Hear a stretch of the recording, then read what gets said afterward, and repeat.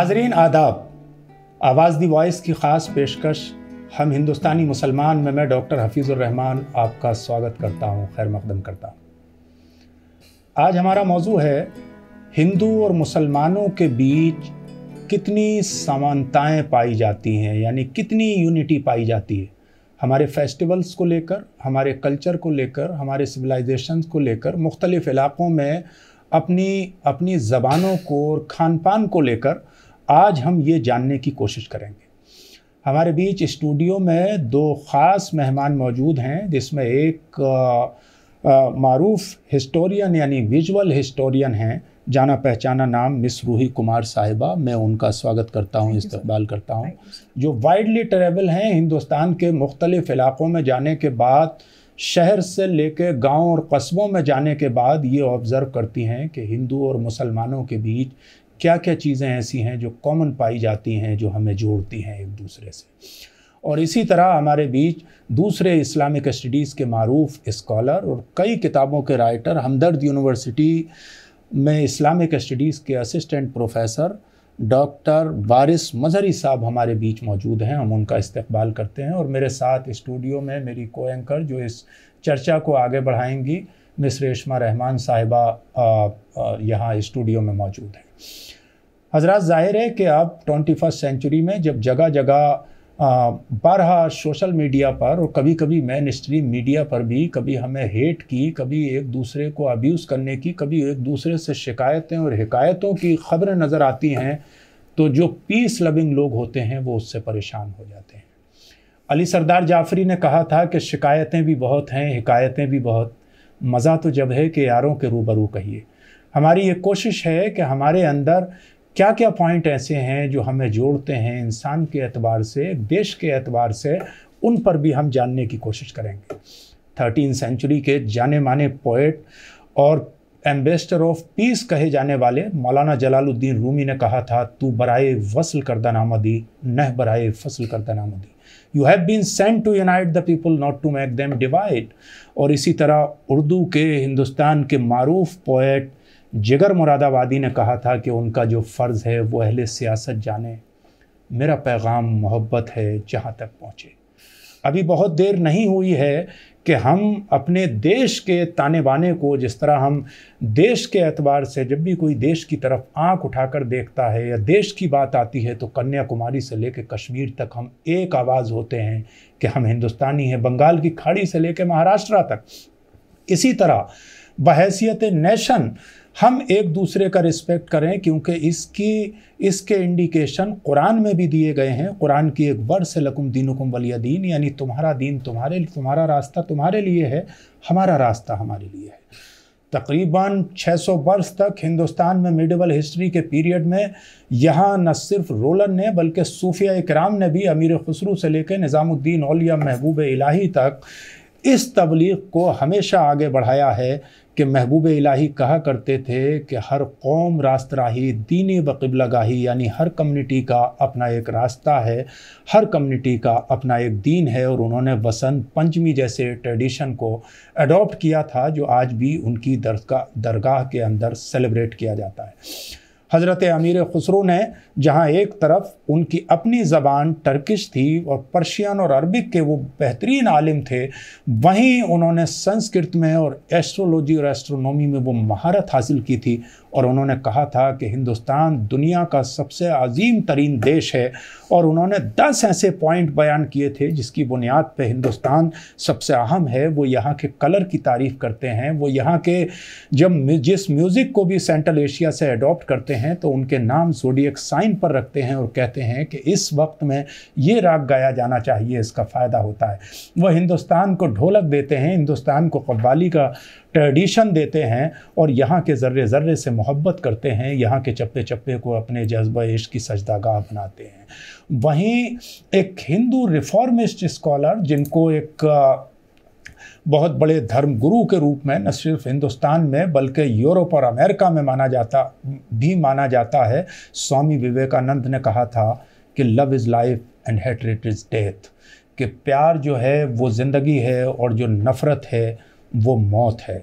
आज हम अपने दोनों मुअज़्ज़ज़ मेहमानों के ज़रिए इस डिस्कशन को, इस गुफ्तगू को इसी दिशा में आगे बढ़ाने की कोशिश करेंगे कि आखिर वो कौन सी समानताएं हैं जो हज़ारों साल से इन दो मेजर यानी लार्जेस्ट कम्युनिटी को, फर्स्ट लार्जेस्ट कम्युनिटी और सेकंड लार्जेस्ट कम्युनिटी मुसलमानों और हिंदुओं के दरमियान एक दूसरे को एक दूसरे से करीब करते हैं और वो जोड़े हुए हैं।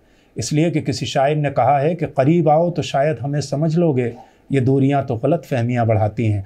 हम उन गलत फहमियों को ख़त्म करने के लिए और एक दूसरे से करीब आने के लिए और एक दूसरे को समझने के लिए आज ये चर्चा कर रहे हैं। और इसकी शुरुआत में सबसे पहले मिस रूही कुमार साहिबा से करना चाहूँगा, जो देश में मुख्तलिफ़ जगह पर ट्रैवल करती हैं, देश के मुख्तलिफ़ फेस्टिवल्स को देखती हैं, हिंदू मुसलमान सब में जाती हैं। आखिर कौन सी वो ब्यूटीज़ हैं जो आपको नज़र आती हैं, कौन सी वो सिमिलरिटीज़ हैं जो हमें एक दूसरे के और ज़्यादा करीब करती हैं? जी, पहले तो मैं ये कहना चाहूँगी कि जब भी आप कहीं भी जाएंगे आपको फ़र्क कहीं भी महसूस नहीं होगा। आपको नहीं पता चलेगा कि कौन से मज़हब का इंसान कहाँ रह रहा है। सबसे ज़्यादा आपको पता चलता है जब आपके फेस्टिवल्स होते हैं, चाहे वो दिवाली है, चाहे वो यही रमज़ान का महीना है, होली है, सभी मना रहे होते हैं। रक्षाबंधन के टाइम पे भी आप देखेंगे सभी ये फेस्टिवल मना रहे होंगे जी। अब मतलब मैंने खुद ही कॉलेज में भी देखा है कि जो मैं क्रिश्चियन कॉलेज से थी, कॉन्वेंट से थी, तो वहाँ पे जितनी क्रिश्चियन लड़कियाँ हैं वो भी अपने ब्रदर्स को राखी भेज रही होती हैं। ये बहुत ही सुंदर हमारा एक हिस्सा है। तो जब हम पूरे इंडिया की हिस्ट्री देखते हैं तो पहला जो एक फेज़ हम इंडिया में देखते हैं वो है इंडो आर्यन फेज़ आता है, जो पूरा एक हिस्ट्री बदल देता है। जी जी जी। और फिर दूसरा है जब इस्लामिक पीरियड आती है, जी। वो पूरी देश की मतलब प्रिंसिपैलिटीज़ की हिस्ट्री बिल्कुल बदल के रख देती है।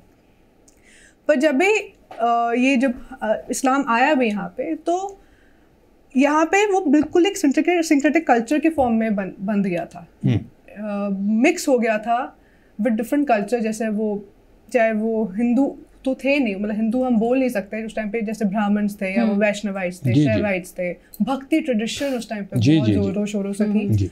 और फिर सूफीज़म आई, जुडाइज़म था, और फिर पारसीज भी आए, सब आए, एंड क्रिश्चियंस भी यहाँ पे देखा जाए तो जो आई थिंक फर्स्ट सेंचुरी के उसी टाइम से, जब हम देखते हैं उसी टाइम से थे। ये नहीं कि जब अंग्रेज आए या यूरोपियंस आए, बिजनेस पर्पस से आते थे। तो वो जो जो उनके सेंट्स थे, एक जब सेंट आए थे केरला में, तब से ही है क्रिश्चियनिटी भी। तो यहाँ पे जब ये कल्चर आया तो हम सबसे पहले देखते हैं कि वो सिमिलैरिटी आपको शादियों पे भी नजर आएगी। जब हम इस्लामिक कंट्रीज बाहर की देखते हैं तो वहाँ पे वाइट पहनते हैं, यहाँ वाइट नहीं पहन सकते, रेड हो गया, कलर्स पहनेंगे, वाइट कोई भी नहीं पहनेगा। तो ये किस लिए? क्योंकि ये जो यहाँ ऑलरेडी एग्जिस्टिंग कल्चर था उससे इंटरमिंगल कर गया। जी जी। और फिर फेस्टिवल्स तो हैं ही। आप दुर्गा पूजा के टाइम पे देखेंगे जितने हमारे पंडाल हैं वो कौन बना रहे हैं? वो मुस्लिम्स बना रहे हैं। आर्टिस्ट भी आपको मिलेंगे। हाँ जी, दिए दिवाली के टाइम मुस्लिम्स बना रहे हैं जी। एंड एक बहुत ही मतलब एक एग्जांपल है जिसमें आप सिंक्रेटिज्म देखेंगे। जब मुहर्रम चल रहा था और जब वाजिद अली शाह नवाब थे अवध के, तो उसी वक्त होली भी पड़ी थी। तो वाजिद अली शाह ने कहा होली क्यों नहीं कोई मना रहा? तो तब हिंदू कम्युनिटी ने कहा कि मुहर्रम का माहौल है, हम नहीं आपको दुख देना चाहते या वो कर, तो उन्होंने कहा नहीं, होली मनाई जाएगी। तो इससे बड़े एग्जाम्पल्स हम क्या दे सकते हैं सिंक्रेटिक कल्चर में। और अभी भी जैसे हम जितने भी मुझे लगता है तमाम जितने लोग हैं देश में, उन सबके दोस्त कोई ना कोई डिफरेंट कल्चर्स और ट्रेडिशंस और रिलीजन के हैं ही, एंड हम सब उन चीज़ों में पार्ट लेते ही हैं। बेशक। तो यही खूबसूरती है इस कंट्री की, जो बहुत इम्पॉर्टेंट है हमारे लिए, कि इसको हमको बरकरार रखना चाहिए। एंड यूनिटी से ही आपकी कंट्री ताकतवर है। जी जी, जो यूनिटी इन डाइवर्सिटी हमारा, और ये ब्यूटी भी है। वो एक मिसरा है किसी का कि अनेकता में जहाँ एकता मिली हमको, हम ऐसे मुल्क को हिंदुस्तान कहने लगे। मैं चूँकि आप एक आलिम दीन भी हैं और इस्लामिक स्टडीज़ पढ़ाते हैं और मीसाक़ मदीना से लेकर और इस्लामी तारीख़ पर भी आपकी नज़र है, ये बात जैसा मैम ने कहा कि हिंदुस्तान के मुसलमानों का भी कल्चर मुख्तलिफ है अरब के मुसलमानों से, क्योंकि बहुत सारी चीज़ें हैं हमने यहाँ एडॉप्ट की। तो कहाँ कहाँ कितनी चीज़ों के लिए, क्योंकि जैसे लिबास का ताल्लुक़ है, बहुत सारी चीज़ों का ताल्लुक़ मुआशरत से है, जी जी, उस पर आपको मज़हब नहीं रोकता है। तो आप अपने ऑब्ज़र्वेशन की बुनियाद पर इसको किस तरह से देखते हैं कि ये कितना खुशाइंद है और इसमें कहाँ कहाँ अहम कारनामे अंजाम दिए गए?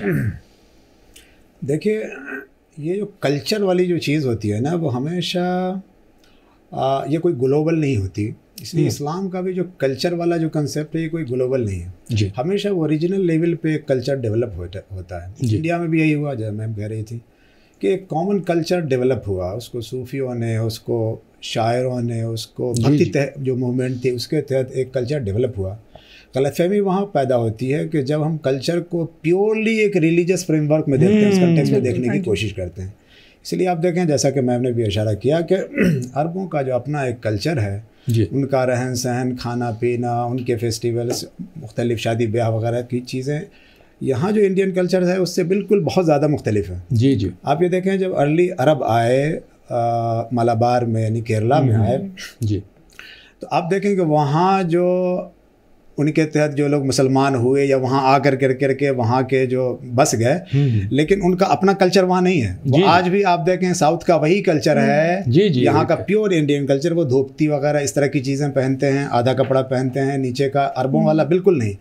हालांकि वो आए और बहुत तेज़ी के साथ उन्होंने अपना एक इन्फ्लुएंस कायम किया, लेकिन वो कल्चर वो नहीं। इसलिए हम देखते हैं डॉक्टर ताराचंद की किताब है बहुत ज़्यादा मशहूर, Islamic influence on Indian culture.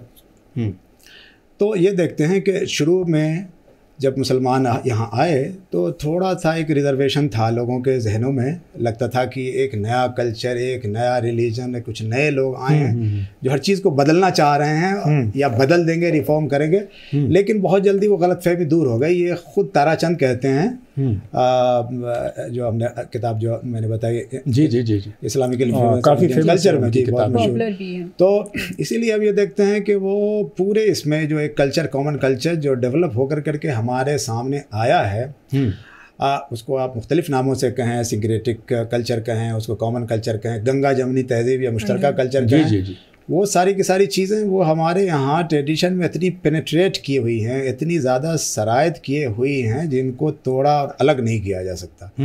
और उनको हम किसी भी तरीक़े से ये नहीं कह सकते कि वो गैर इस्लामी है, या उसको हम जिस तरह से अगर कोई उसको इंटरप्रेट करने की कोशिश करे एक अलग कंटेक्स्ट में, तो ऐसा बिल्कुल पतन नहीं है। जो हमने कहा कि असल कन्फ्यूज़न वहाँ पे क्रिएट होता है जब ये समझा जाता है कि कोई इस तरह की चीज़ एक ग्लोबल लेवल पे अपने आप को रिफ्लेक्ट करती है, और देखते हैं कि साहब जहाँ से इस्लाम उठा था तो अब वही शक्लों में यहाँ जो हमारे नॉन मुस्लिम्स भाई हैं उनके यहाँ भी गलत फहमी है कि उनको ये लगता है, बहुत सारा एक क्लास ऐसी है, उनको ये लगता है कि गोया वो जो इस्लाम जो है वो एक अरबों का दीन है जी। अब वो यहाँ इंडिया में आकर करके वो ग्रो किया है, तो वो सारी अरबों वाली चीज़ यहाँ एक तरह से उसको इन्फ्लुएंस कर रही है और वहाँ कुछ तब्दीली ला रही है। लेकिन हम ये देखते हैं कि ऐसा है नहीं। जो एक बेसिक जो हमारा बिलीव है उसमें तो कोई तब्दीली पैदा नहीं होती जी। हमारा जो स्ट्रक्चर ऑफ वर्शिप है उसमें चेंजिंग नहीं आती। लेकिन जहाँ तक जो कल्चरल रिफ्लेक्शन की बात है उसकी बात है, वो सारी की सारी चीज़ें वो हमारे एक ख़ास रीजनल कंटेक्स्ट में होती है। जैसे कि आपने कहा कि कल्चर का रिफ्लेक्शन, तो अगर जब कल्चर की हम बात करते हैं तो उसमें महिलाएं, हिंदुस्तानी महिलाएं बहुत आगे हैं। जैसे आप देखें जब कल्चर की बात आती है तो क्योंकि इंडिया देखें तो बहुत ही डिफरेंट कल्चर है, एक कल्चर पे हिंदुस्तान नहीं है। आपको हर जगह हर स्टेट का एक डिफरेंट कल्चर है, लैंग्वेज है, फूड पैटर्न है, ड्रेसिंग पैटर्न है। यहाँ पे मैं महिला की इसलिए बात कर रही हूँ कि जब हम महिलाओं की बात करते हैं उसमें ये देखने को मिलता है, जैसे आप ईस्ट की तरफ चले जाएं, बंगाल की तरफ चले जाएं, वहाँ साड़ियाँ पहनती हैं, बिंदी लगाती हैं। मुस्लिम महिलाएं भी वहाँ बिंदी, साड़ी और ये सारे फैशन करती हैं जो हिंदू महिलाएं करती हैं। तो ये समानता आपको हिंदुस्तान में देखने को मिल जाता है। इसका रिलीजन से कोई वास्ता नहीं है, कल्चर जो है वो बहुत इन्फ्लुएंस करती है इस, क्योंकि आप एक ट्रैवल भी करती हैं, चीज़ों को देखती हैं, यूट्यूबर भी हैं, तो आप इस हवाले से इस ब्यूटी को आप किस तरह से देखती हैं? हाँ जी, जैसे अब मैं पंजाबी हूँ, तो अब जब हम पंजाबी कल्चर की बात करते हैं और जैसे हम पाकिस्तानी सीरियल्स भी देखते हैं, वही गाने उनकी शादियों पर गाए जाते हैं जो हिंदू पंजाबी की भी शादी। जी जी जी, एग्जाम्पल क्या है, वही गाने हैं, वही कुछ कल्चर है, जैसे जागो होता है, माया होता है, ये सेम हमारे इसमें भी होता है। आप साउथ भी चले जाएंगे, केरला चले जाएंगे, तो उनके जो जितने भी क्या कहते हैं साड़ी सारे सबने पहनी हुई है ना, वो फर्क नहीं कर पाएंगे कि किस कौन किस रिलीजन से बिलोंग करता है। साड़ीज पहनी आप नहीं फर्क कर पाएंगे। देखिए पंजाब की बेल्ट में अगर सूट पहना जाता है तो हरियाणा के जाट भी सूट पहनते हैं वहाँ लड़कियां, और अगर बंगाल में साड़ी बांधी जाती है तो वहाँ मुस्लिम भी बांधते हैं, और वही साउथ में अगर धोती कुर्ता है तो वो सबका लिबास, फर्क नहीं है, और गाने सबके सेम है। यानी ड्रेस कोड नाम की कोई चीज नहीं रही है, एक कॉमन ड्रेस देखा जाए, हत्ता कि कुर्ता पजामा हो या साड़ी हो या शलवार हो, ये सारे। और ये चीज आप खान पान में भी देख सकते हैं, फैशन में देख सकते हैं, क्योंकि हम जो यंग लड़कियां हैं वो भी देखें, उनका फैशन ऑलमोस्ट कॉमन ही होता है। अब सबने वो फैशन, अब वो सूट सलवार का फैशन जो आया था, वो जब हम वो आए थे, जब रूलर आए थे, मुस्लिम रूलर आए थे, वही वो चीज़ लेके आए थे। तभी पंजाबी ज़्यादा वो पहनते थे, क्योंकि हम नॉर्थ वेस्ट फ्रंटियर में ही उनका ज़्यादा दबदबा था।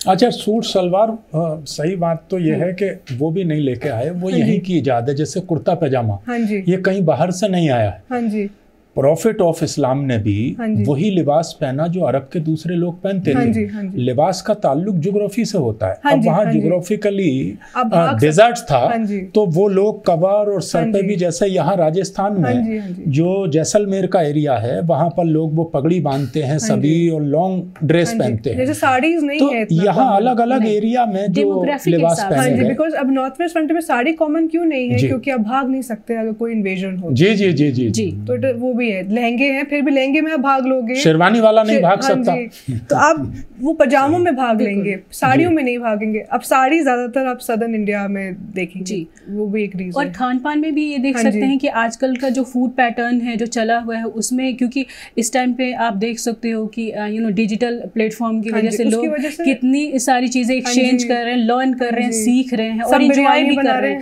तो कहीं ना कहीं आपको ये नहीं लगता कि ये समानता को बढ़ावा दे रहा है और सपोर्ट कर रहे हैं? हाँ जी ज़रूर। मतलब अगर हम देखें, पहले होता था कि लोगों को सब खाना बनाना नहीं आता जी। अब YouTube के वजह से जी, इंस्टाग्राम की वजह से आप देखते हैं, अच्छा ये एक रेसिपी है, ये उस स्टेट को बिलोंग करती है, फिर आप भी कोशिश करेंगे। एंड हमारे घर में जब भी मीठी ईद भी होती है तो हमारे घर में शीर खुरमा बनता है, और मेरे हमारे जो फ्रेंड्स हैं जो मुस्लिम कम्युनिटी के, वो मिठाइयाँ बांटते हैं दिवाली के टाइम पे। जी, तो अब ये चीज़ें बढ़ती जा रही हैं बिकॉज ऑफ मीडिया ऑल्सो, जो एक पॉजिटिव इम्पैक्ट में कहूँगी, इनडायरेक्ट एक देख सकते हैं। एंड बिकॉज हमारा तो ऐसा है, क्योंकि मैं पर्सनल एक्सपीरियंस से कह सकती हूँ, क्योंकि मेरा बैकग्राउंड आर्मी का है, तो आर्मी में तो वैसे कोई फ़र्क नहीं होता। बेशक।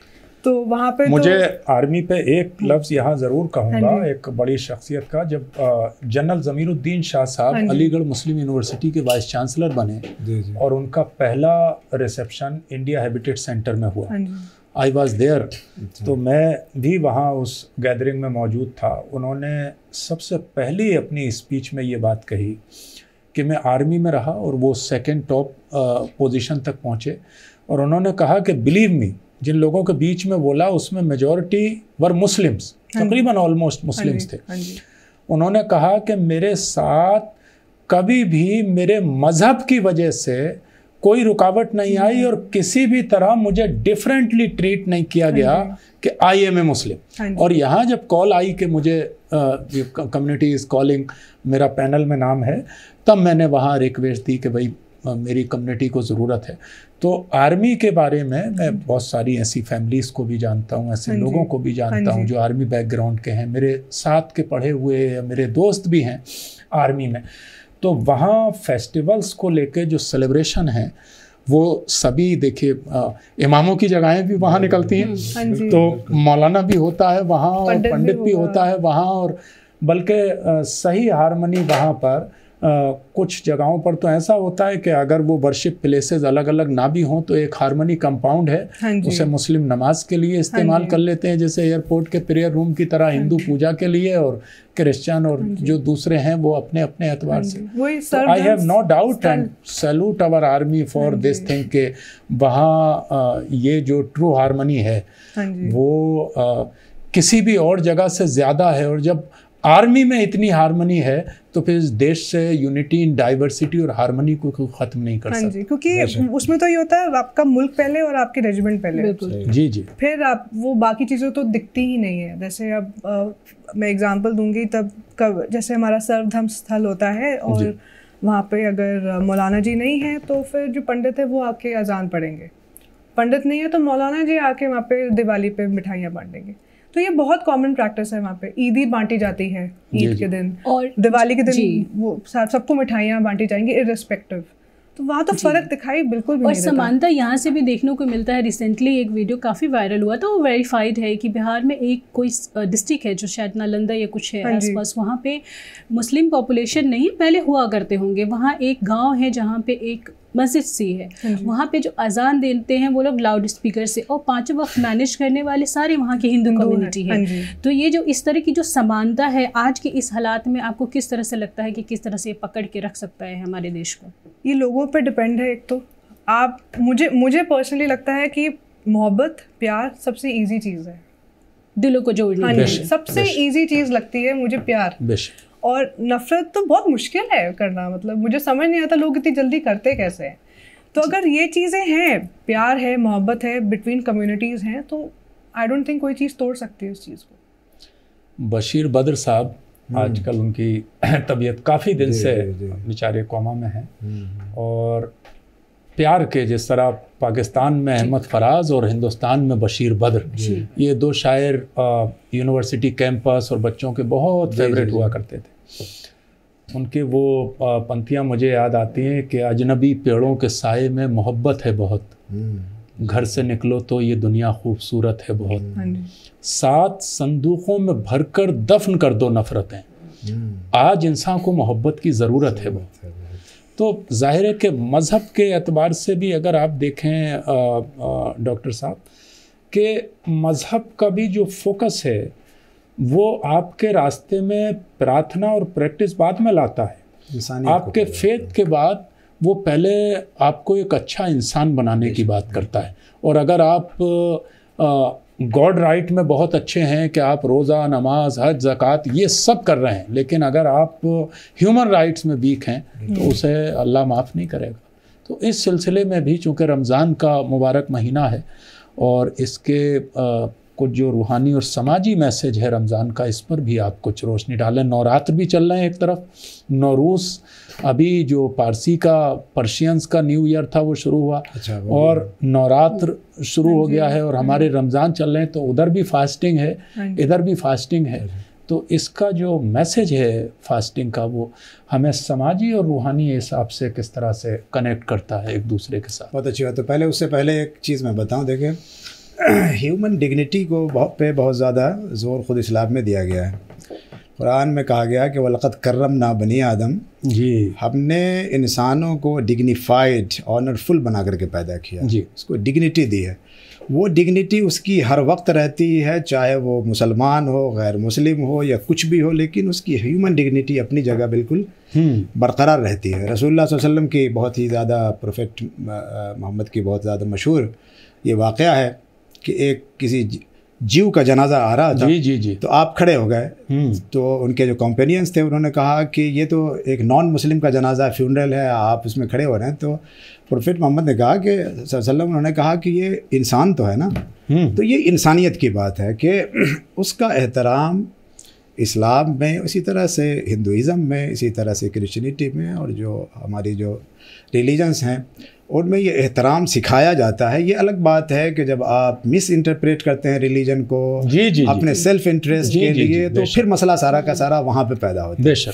अब वो दूसरे एस्पेक्ट पे आते हैं, वो जो आपने कहा कि ये जो फास्टिंग का है, देखिए जिस तरीके से इस्लाम में फास्टिंग या रोज़े का कंसेप्ट है, बिल्कुल उसी तरीके से हम देखते हैं कि हिंदुइज़म में भी है।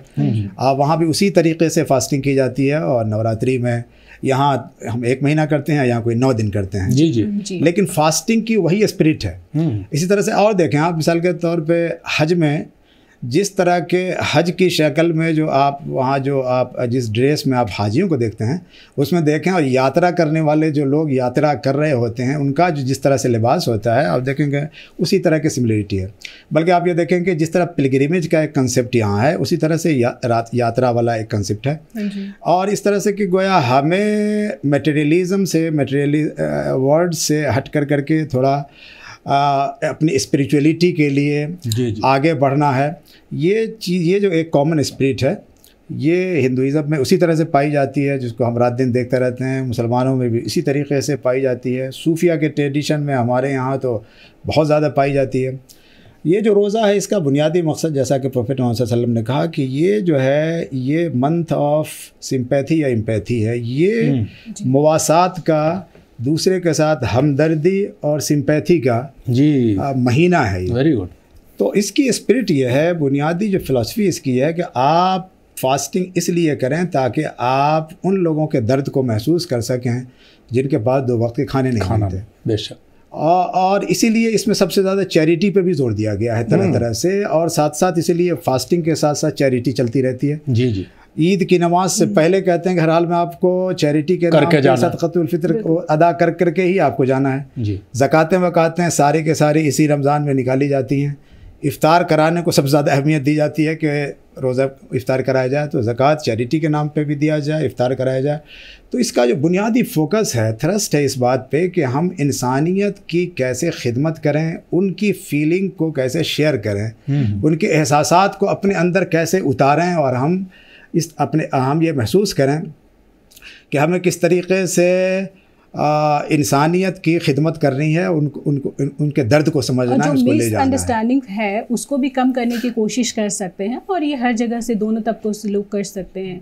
और ये इस टाइम पे जो फास्टिंग का माहौल है वो दोनों आप देख सकते हैं कि नौरोज़ भी चल रहा है, ये भी चल रहा है, और नवरात्रि भी है। तो ये है क्योंकि आपका सोल बहुत प्योर होता है, आप कोई गुनाह करना पसंद नहीं करते हैं, तो ये एक बहुत अच्छा मौका है, पाक मौका होता है जब आप कनेक्ट कर सकते हो। सोल के लिए है, और बुनियादी जो इसकी रूह है कि आपको एक तरबियत, एक ट्रेनिंग एक साल होना है, 1 महीना होना है, जिसके तहत आप 11 महीने अपने समाज में एक पीसफुल नॉन वायलेंट पर्सन बन करके आप ज़िंदगी गुजार सकें। इसलिए बार बार जो जोर दिया जाता है इस पर कि आप किस तरह से एक मोरल आपकी एक ट्रेनिंग हो, यानी अखलाक़ी एक आपकी एक तरबियत हो। सबसे ज़्यादा इसलिए जोर दिया जाता है कि आपको सब्र करना है। कुछ भी लड़ाई हो, झगड़ा हो, कोई मारे, रसूलुल्लाह की मुख्तलिफ़ हदीसों में बार बार इस पर जोर दिया गया, तुम्हें इस पर बिल्कुल नहीं उलझना है। तो रमज़ान में ये सारी की सारी तरबियत यह है कि आपको एक बेहतर से बेहतर इंसान बन करके अपने समाज में किस तरह से ज़िंदगी गुजारनी है, उसकी क्या तकाज़े हैं, क्या रिक्वायरमेंट्स हैं, उसके लिए आप ये ट्रेनिंग हासिल करें और पूरे साल आप उसके मुताबिक ज़िंदगी गुजारें। अच्छा, रूमी ने एक बात उसमें कही, मैं रूमी को पढ़ रहा था रोज़े के बारे में। बहरहाल उनका एक जहाँ वो ये कहते हैं कि Sufism is nothing accept completely practicing the Quran and footstep of Prophet, के तसव्वुफ़ जो है वो ज़ाहिर है कि मिनवान अल्लाह और उसके रसूल के रास्ते को फॉलो करने का नाम। तो वो फास्टिंग के बारे में कहते हैं कि देयर इज़ 3 टाइप ऑफ फास्टिंग्स। एक तो फास्टिंग ऑफ ले है, डान टू डस्ट से लेकर मतलब अर्ली मॉर्निंग से शाम तक जो रोज़ा हम रखते हैं कि आप खाने पीने से बचें और फिर शाम को अफ्तार करें, बोले ये तो कॉमन हर आदमी ऑब्ज़र्व करता है रोज़ेदार। दूसरा उन्होंने कहा एक फ़ास्टिंग ऑफ एलीट है, वो ज़रा ख़ास लोगों की फ़ास्टिंग है, और उसमें यह है कि आप सुबह से शाम तक भूखे तो रहें ही, ज़्यादा से ज़्यादा प्रार्थना करें, इबादत करें। और रोज़ा हमारे यहाँ कहा गया है कि वो सिर्फ़ पेट का ही रोज़ा नहीं है, बल्कि वो ज़बान का बुरा ना बोलना, बुरी बात ना सुनना, बुरा ना देखना, तो अपने कंप्लीट सेंसेस को कंट्रोल में रखना किसी भी ईविल या बैड इंटेंशन से। और शाम को अफ्तार का इंतज़ाम करें, ख़ुद भी खाएं और लोगों को खिलाएं, उसको उन्होंने कहा फास्टिंग ऑफ एलीट। और the third category he said which he was observing कि फास्टिंग ऑफ एलीट, ख़ास से ख़ास तरीन लोगों का रोज़ा ये है कि give up everything except God. बोले हम सहरी सिर्फ इसलिए करते हैं कि थोड़ा सा ज़िंदा रह सकें, और अफ्तार में जो कुछ इंतज़ाम करते हैं वो बहुत मामूली सा लेकर और वो सब लोगों में डिस्ट्रीब्यूट कर देते हैं। तो शायद हमारे फेस्टिवल्स की ब्यूटी ये भी है कि जिस मज़हब का भी फेस्टिवल है हम ये देखते हैं कि वो उसमें मानवता इतनी भरी हुई है कि किसी की होली उस वक्त तक नहीं होगी जब तक वो गुजियाँ बांटे ना, खुद ही बना के नहीं खा सकता। दिवाली जब तक कंप्लीट नहीं होती जब तक वो गिफ्ट और स्वीट दूसरों को ना दे।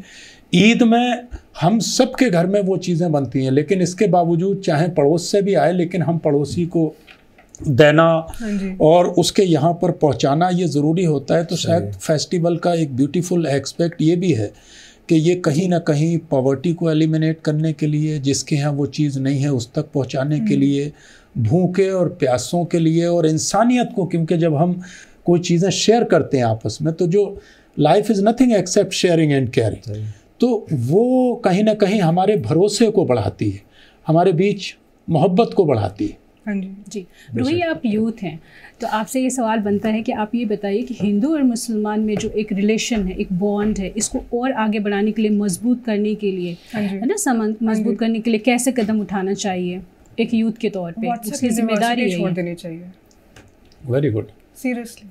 और अगर आप इंफॉर्मेशन ले रहे हैं, फैक्ट्स चेक कीजिए, किताबें पढ़िए। हमने किताबें पढ़नी छोड़ दी हैं। जी, हमने पहले के जो आर्टिकल्स से होते हैं, जो ऑथेंटिक आर्टिकल्स होते हैं, फैक्चुअल बेसिस पे होते हैं, वो पढ़नी छोड़ दी है। हम बहुत आलसी हो गए हैं कि हम जो चीज़ व्हाट्सएप पे आ रही है, जो चीज़ बस रैंडमली आप अपने सोशल मीडिया पे देख रहे हैं, आप ट्रस्ट कर रहे हैं और फैक्ट चेकिंग नहीं कर रहे हैं। जब आप वो चीज़ें करेंगे तभी आप आगे बढ़ सकते हैं। और जो लोग नफरत फैलाते हैं, मुझे नहीं लगता उनके साथ कोई भी ऐसी सिचुएशन हुई होगी कि वो नफरत करें। वो बस जो सुनते आते हैं उसी पे भरोसा करते हैं और कहते हैं हाँ ऐसे ही है ये कम्युनिटी, या ऐसे ही हैं ये लोग। ऐसे एजेंडे को कम करने के लिए, ख़त्म करने के लिए यूथ की जिम्मेदारी बहुत अहम बन जाती है। बहुत इंपॉर्टेंट है। आज तो उसे आप किस तरह से देख रही हैं कि कैसे कम करने की कोशिश? वही मैंने जैसे कहा कि आप जागरूक हो जाएं थोड़ा सा लाइफ में। एंड ऑल्सो बहुत इम्पोर्टेंट ये है कि कभी कोई बुजुर्ग भी है, अगर वो गलत है